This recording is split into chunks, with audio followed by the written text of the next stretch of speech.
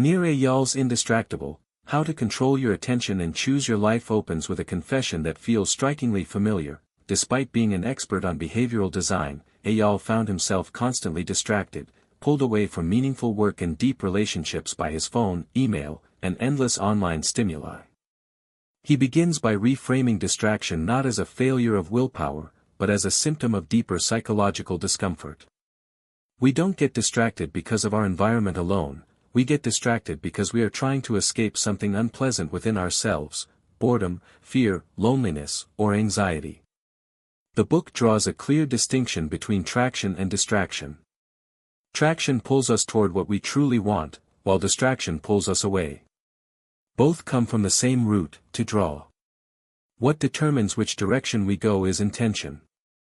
Many of our daily actions feel urgent and justified, yet when examined closely, they are simply reactive behaviors that steer us off course. Becoming indistractable starts with identifying what truly matters, setting clear intentions, and designing life around those priorities. Eyal introduces the idea that all human behavior is motivated by a desire to escape discomfort. Every distraction is an emotional pacifier, a response to internal triggers. Instead of blaming external forces, social media, work demands, or technology, he challenges readers to interrogate the feelings that precede distraction. Are we checking our phones because we're curious, or because we're avoiding an uncomfortable task? Awareness of these internal triggers becomes the first line of defense. To master these triggers, Eyal suggests a process of reimagining them rather than suppressing them. He shares his own stories of temptation, sneaking glances at his phone during family time or procrastinating on writing. Rather than judging himself, he learned to sit with the discomfort and investigate it. By noting the emotion, say, restlessness or frustration, then observing it like a curious scientist, he discovered that these urges pass faster when faced directly. Mastery comes from learning to ride the wave of discomfort rather than fleeing it.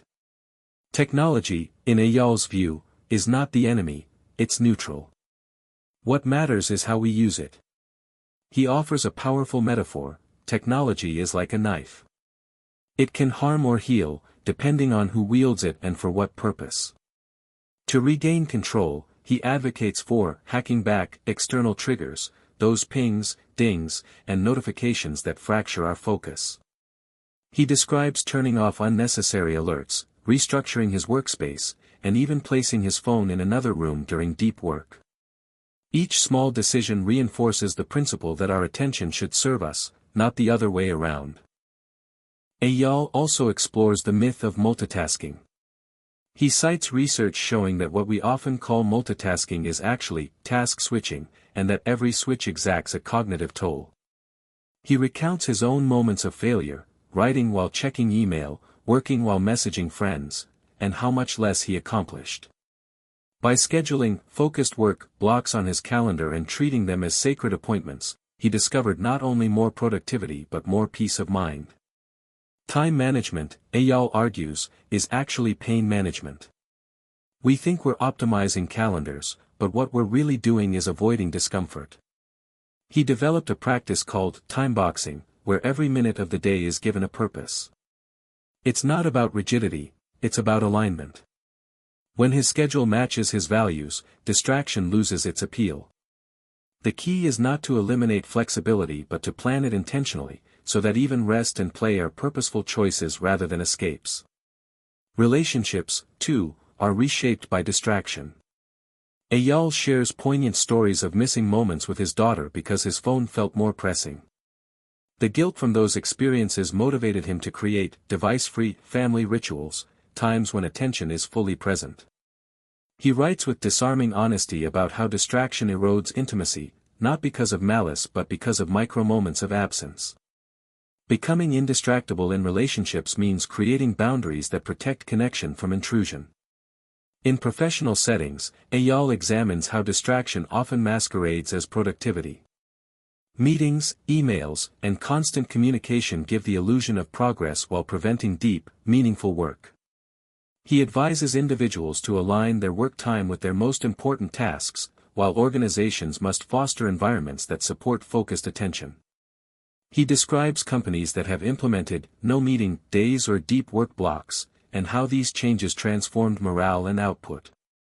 Eyal also delves into the broader cultural narrative around busyness. Many people wear distraction as a badge of honor, equating busyness with importance. Yet this mindset traps us in cycles of reactivity. True control, he argues, comes from deliberately choosing how to spend our time, not from endlessly reacting to others' demands. To be indistractable is to redefine success, not by how much we do, but by how intentionally we live. The book doesn't shy away from self-compassion. Eyal admits that even with his system, he still falters. But instead of guilt, he advocates self-forgiveness. Shame perpetuates distraction, understanding breaks it. By treating lapses as data points instead of failures, we strengthen resilience. He calls this approach, playful discipline, a mindset that balances accountability with kindness. Throughout the narrative, Eyal interweaves scientific research with vivid personal stories and practical tools.